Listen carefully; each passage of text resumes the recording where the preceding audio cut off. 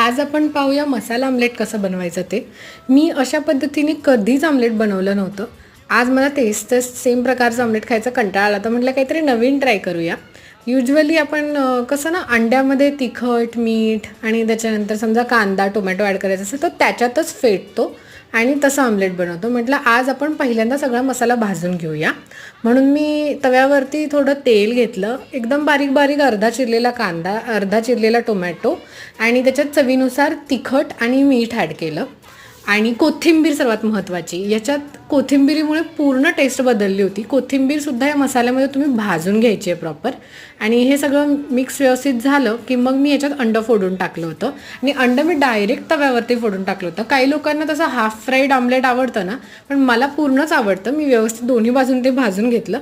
Half फ्राईडसुद्धा असं चांगलं लागेल आणि अप्रतिम चव झाली होती. नक्की एकदा ट्राय करून बघा.